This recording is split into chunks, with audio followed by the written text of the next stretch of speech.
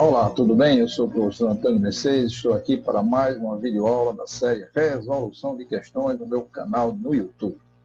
Videoaula 5. Nesta videoaula apresentamos 10 questões emblemáticas de contabilidade de custo, contabilidade gerencial, dirigida para você, aluno universitário, e para você que está se preparando para concurso público, em especial para aqueles que vão fazer a provinha do CFC, Conselho Federal de Contabilidade, né? Esta videoaula de suma importância. Nela nós temos 10 questões, que aborda diversos assuntos de contabilidade de custo e contabilidade gerencial. Se você está gostando, deixe seu like, inscreva-se, divulgue nas suas redes sociais de suma importância. Mais uma novidade. Se você tem alguma dúvida com relação a algum problema que estou apresentando aqui, pode deixar seu comentário no próprio YouTube, no meu canal, ou se você quiser também dar sugestões com relação a problemas, questões de concurso e tudo mais. Ou também, se você quiser, você pode acessar através do meu e-mail, né, amam6@gmail.com, e mandar a mensagem com seus comentários, com suas necessidades de solução de problemas e assim por diante. Nós atenderemos paulatinamente cada solicitação que for feita, viu? Então, não se esqueça.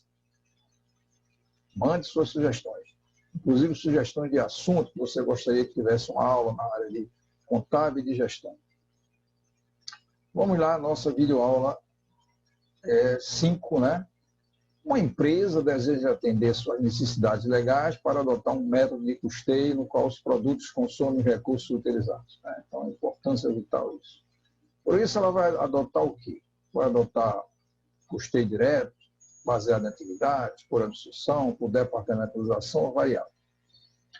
Nós vimos isso, né? Importância vital, na videoaula 6, nós vimos na videoaula 7, na videoaula 10, nós vimos sobre esses assuntos, né?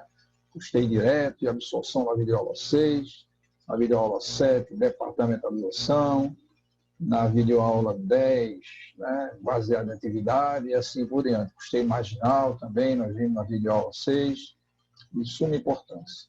Então, o método de custeio que atenda a esses requisitos que a empresa está querendo só pode ser por absorção, que é aquele que é, inclusive, aceito pela Receita Federal, né? Ou seja, tanto a Receita Federal aceita você trabalhar pelo método por absorção, porque é um método de custeio no qual os produtos consomem todos os recursos utilizados. 2. A contabilidade financeira é o campo da contabilidade relacionado ao resumo, à análise e a relatórios de transações financeiras, referentes a determinado negócio, que são características da contabilidade financeira. Observe, lá na videoaula 1 nós mostramos as características da contabilidade financeira e gerencial, de suma importância, né? Você veja que a contabilidade gerencial ela tem como usuário o usuário interno.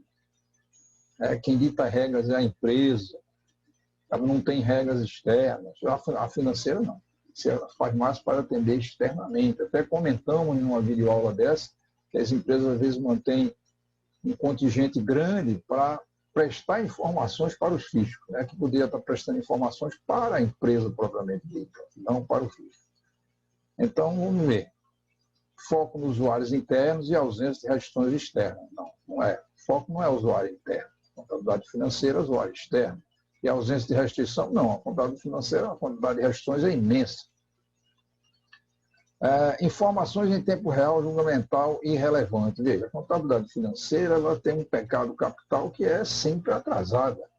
Dificilmente você chega numa empresa e encontra ela no último dia fechando o seu balanço. Ou seja, terminou o mês, eu tenho todos os relatórios contábeis importantes, né, obtidos. Dados históricos e não históricos. A contabilidade financeira ela tem dados históricos, mas não históricos não. Não históricos ela não tem esses dados. Tem a contabilidade gerencial. Orientação para o futuro e direcionamento ao planejamento, ou seja, característica da contabilidade gerencial. Né? E, por último, informações atrasadas, objetivas e auditadas, que, infelizmente, é a resposta. Né? É a letra E. Era interessante que a gente tivesse a contabilidade financeira, né? Ela trabalhando em tempo real o tempo todo, né? E todas as atualizações, no último dia do ano, do mês, você ter todos os relatórios disponíveis, mas não é bem assim. Então, por isso que a letra E. Né? Questão 3, a empresa Apocalipse vendeu no último período 24 metros do seu único produto, a um preço de 40 por metro. Os gastos de produção foram de 12 por metro, a comissão de 5 por venda, custo fixo ficou em 44 mil e despesas fixas em 35 mil. Então, a gente começa a observar que nessa questão eu tenho alguns dados muito importantes para a solução do problema. Né? Primeiro, a venda aqui de 24 metros. 24 mil metros. Segundo, há um preço, né, de 40 por metro. Os gastos de produção é importante. Ó. Gasto de produção eu preciso para calcular. Gasto de produção, 12 por metro. Comissão também, ó, 5 sobre o preço de venda. Custo fixo, suma importância, 44 mil. E aí, despesas fixas totalizaram aí 35 mil. Né? Lá para as tantas que ele pede, qual a margem de segurança? Né? Quer dizer, a questão, ela está pedindo aí a margem de segurança. Né? Então, ela quer calcular a margem de segurança apurada com base nesses dados. Né? E aí ele bota como assertivas A, B, C, D e E, que é 12,66%, 92%, 78%, 8% e 87,34%. Veja, lembrando, nós temos uma videoaula importantíssima, que é ela na qual você tem lá ponto de equilíbrio e margem de segurança. Né? Aqui você tem o gasto fixo, a parte variável, aqui você tem a equação que representa a receita, e aqui você tem a interseção desses dois aqui, e aqui, na verdade, baixando aqui, você tem exatamente o ponto de equilíbrio. Se ele pede mais de segurança, porque é alguma coisa que eu estou vendendo acima do meu ponto de equilíbrio, como nós vimos lá na aula teórica. E aí nós vamos lá para a solução. Tá? Vendas, 24 mil. Ponto de equilíbrio é CDF sobre margem de contribuição unitária. Tá? O CDF você tem na 44 mil, está aqui, ó, mais 45 mil, está aqui, ó, entendeu? Muito fácil, né? Aqui a margem de contribuição unitária, como é que a gente trabalha? Seria o quê? 40 mil, 40 reais, que é o preço por metro, né? Preço de venda unitário, menos os gastos, 12, menos a comissão de 5% sobre venda, 5% sobre 40. Se você fizer esses cálculos, você vai encontrar que aqui você tem a solução aqui, ó, 3.038,465, ou seja, 3.039, né? E aí é só aplicar a fórmula de ponto de equilíbrio, né? Mais de segurança, agora se as vendas atuais, que eu posso trabalhar em valor ou em quantidade, no caso aqui eu já tenho em quantidade, que é metro, né? Vezes, menos as vendas de equilíbrio sobre as vendas atuais. Então, 24 mil menos 3.039 sobre 24 mil dá 87,34, 0,87, se eu multiplicar por 100 para expressar em percentual, 87,34%, que é a letra E. É uma questão que é belíssima, porque envolve dois assuntos importantes, ponto de equilíbrio, no caso aqui contábil, e margem de segurança. Você tem uma aula específica sobre isso, uma videoaula, inclusive com exercício resolvido e exemplos também, né, de cada um. Né? Então, vamos agora dando continuidade, nós vamos ver agora a questão 4. Né? Como é a questão 4? A empresa Santíssima produziu vinho artesanal e adquiriu um espremedor de luz elétrica para ampliar a sua produção em 2019, um novo equipamento. Né? Esse novo equipamento necessita de manutenção mensal, então, com certeza, se gastará com manutenção. E também aumentou o gasto em 15% com a energia elétrica. A aquisição desse equipamento deve ser classificada como o quê? Né? É um custo direto, é um gasto de fabricação, é um custo direto, investimento ou é despesa? Lá na videoaula 4, tá, na videoaula 3, né, especificamente, nós vimos lá a classificação de custos. Né? E lá nós temos o que é custo direto, o que é custo indireto, o que é gasto de fabricação, o que é investimento, o que é despesa, o que é perda e assim por diante. Né? Tanto para custo como para despesa. Então a gente começa a perceber, na hora que eu compro, adquiro algo, e eu vou utilizar ele para a produção de alguma coisa, eu estou fazendo um investimento. Isso aqui é um investimento. Esse investimento vai ser alocado, no caso aí, específico no imobilizado em serviço, e mensalmente, com certeza, vai ter depreciação, vai ter, evidentemente, o desgaste dele, gastos com a utilização dele e assim por diante. Então, investimento. Não se esqueça, videoaula 3, classificação de custo e despesa. Na questão 5, a alavancagem é o uso de ativos ou recursos com custo fixo para aumentar o retorno para os proprietários da empresa. Existem 3 tipos. Alavancagem operacional, de importância vital isso aqui, né? Operacional, alavancagem financeira e alavancagem total. São os 3 tipos de alavancagem que nós temos. Né? A total seria a combinação das duas. Né? Inclusive, ultimamente, estou recebendo muitas sugestões no meu e-mail para que eu produza uma videoaula mostrando o que é alavancagem financeira e operacional, um comparativo, né?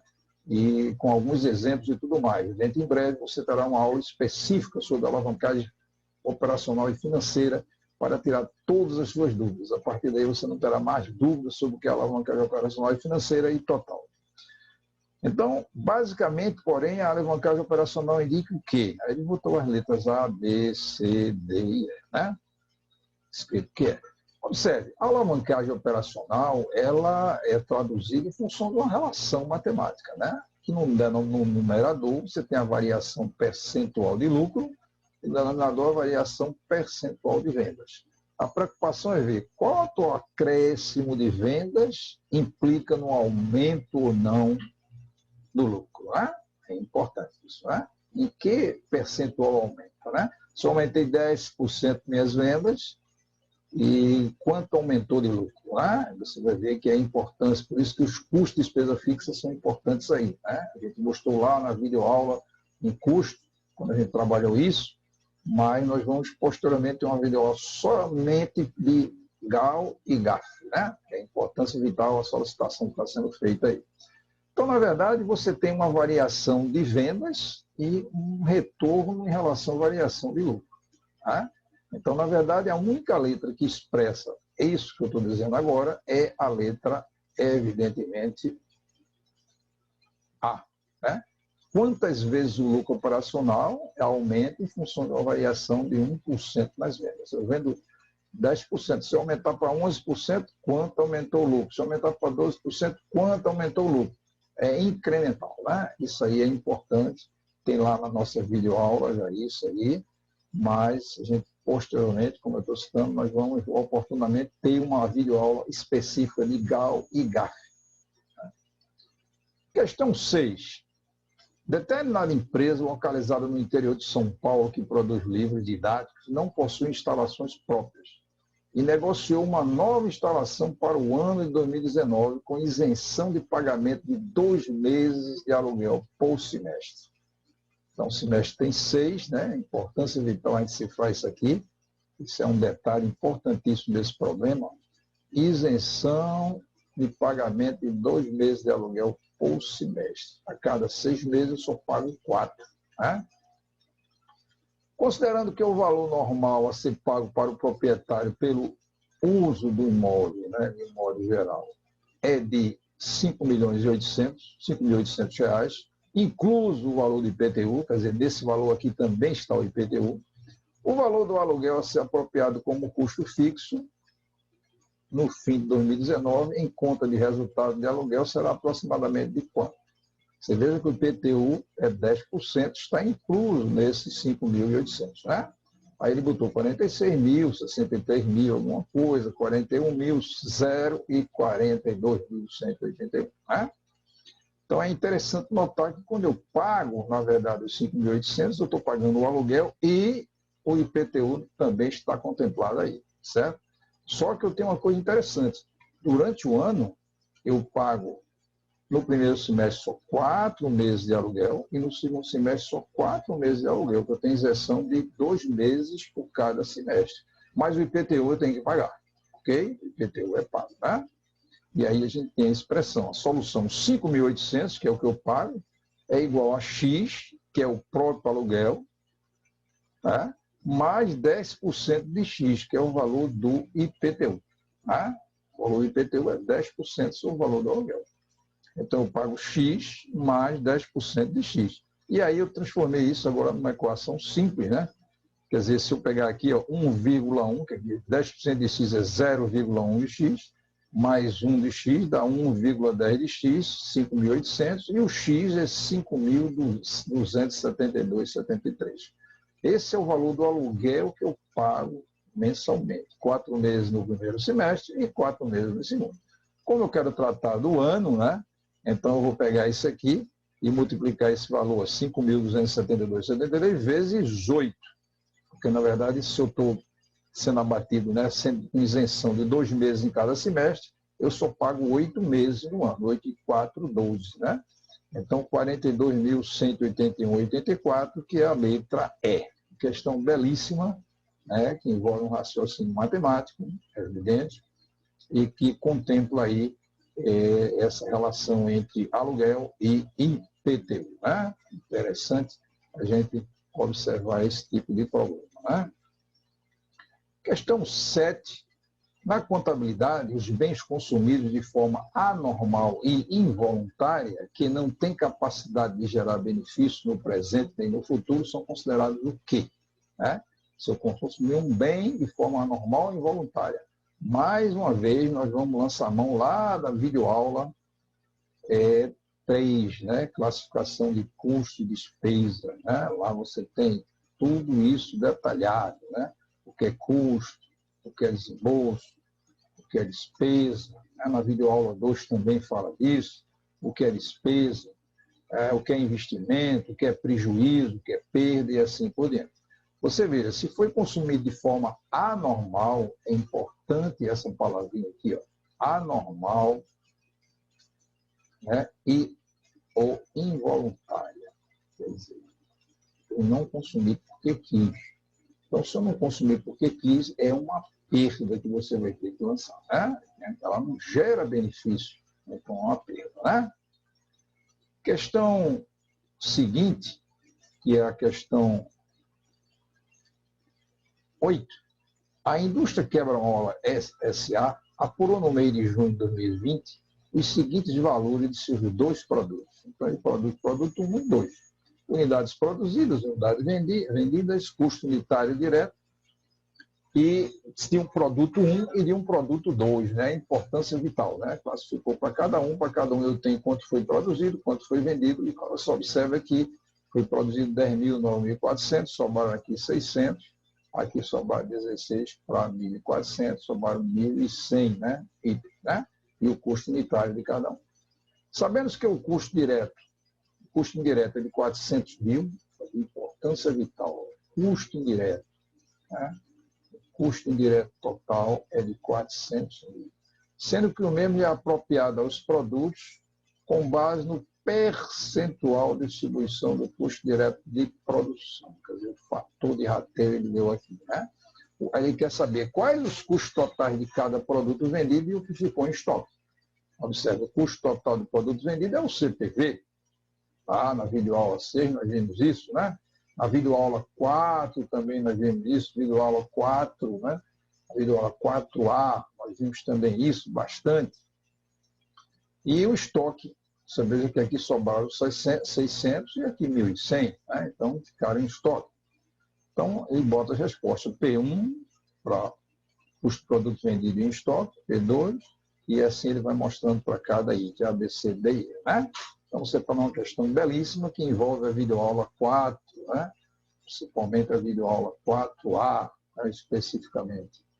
E aqui nós trabalhamos com essa planilhazinha aqui, que fica, botei aqui P1, P2, aqui o custo direto total, 10.000, que eu produzi, vezes 24.400, 24,40. Aqui eu produzi 16.000 vezes 47,25. Então, o total seria 244.756 totalizando os custos diretos totais dá 1 milhão. Né? Observe, por que eu fiz isso? Porque ele diz que lá o rateio dos custos diretos é em função dos custos diretos de cada produto. Né? Por isso que eu fiz isso aí. E aqui você tem um percentual. Se eu dividir isso aqui por isso, e dividir isso por isso, você vai ver que aqui isso representa 24,4% disso, isso representa 75,60% disso. Né? E aí você começa a perceber. Se eu calcular isso aqui, você vai levar em consideração 76,60%, se eu somar aqui, né? 75. Então, se eu fizer o rateio dos custos diretos, vai ficar 400 vezes 24 mil, 400 vezes 75.600, né? Percentual aqui, vezes 75,60. E aí você vai chegar aos valores que o rateio do CIP, né, os 400 mil, ficou 97.600 para P1 e 302.400 para P2. Então, os custos diretos de cada produto unitário, né, se eu pegar este valor e dividir por 10 mil, que é a quantidade que foi produzida, vai dar 9,76. Se eu dividir isso aqui por 16 mil, vai dar, evidentemente, esse valor aqui por 16 mil vai dar 18,90. Né? Os custos diretos unitários nós temos já, 24,40, né? E aqui é 24,40 e 47,25, né? E os custos totais só é somar o custo indireto por unidade mais os custos diretos por unidade, somando esses dois aqui, vai ser 34,16 para o produto 1 e 66,15 para o produto 2. Meu CPV, veja, na verdade, o CPV está dizendo, eu produzi 10 mil e vendi 9.400. Então, vou pegar esses 34 mil e multiplicar por 9.400, tem aqui meu CPV. E para o outro, eu produzi 16 mil e vendi só 14.900. Então, 66,15 vezes 14.900. Então, já tem os dois valores. Quer dizer, na verdade, eu tenho os dois valores. E o estoque? O estoque é o que sobrou. 9.400 mais 600 seria 10 mil. Então, 600 vezes 34, e aqui sobrou 1.100, 1.100 vezes 61, 66,15, né? Então, aí nesse momento eu sei que para o produto 1, eu tenho meu CPV que foi esse, e meu estoque que ficou foi esse. E para o produto 2, meu CPV é esse, e o estoque que ficou foi este aqui, né? Então, importância vital a gente tratar isso aqui. E isso dá na letra B. Se você voltar aqui, você vai ver que a letra B é que trata desse item, P1 e P2, né? Letra B. A questão 9, né? O tipo de orçamento que leva em conta o intervalo relevante é denominado qual? Nós vimos lá na videoaula sobre orçamento, que eu tenho orçamento flexível, né? Eu tenho um orçamento que é um orçamento ditatorial, e eu tenho um orçamento um pouco híbrido, né? Que é aquele que é um misto de um e outro. Então, o tipo de orçamento fixo, gerencial, real, estático ou flexível, né? Então, qual é o tipo de orçamento que leva em conta o intervalo relevante? O intervalo onde acontece as coisas. Lá na videoaula, também 2, e não 3 no caso, né? Nós falamos de intervalo relevante. Então, esse tipo de orçamento é o flexível, né? Eu tenho orçamentos que eu tenho posições diferentes, né? Se eu variar isso, como é que se comporta? Quer dizer, eu tenho várias versões do mesmo orçamento, variando determinados itens. Nós vimos lá em orçamento que nós fomos variar em quantidade ou volume e valor envolvido, né? Então, ele é flexível, como você tem condição de se ajustar. Ele não é estático no tempo. O orçamento estático no tempo, ele perde muito valor, né?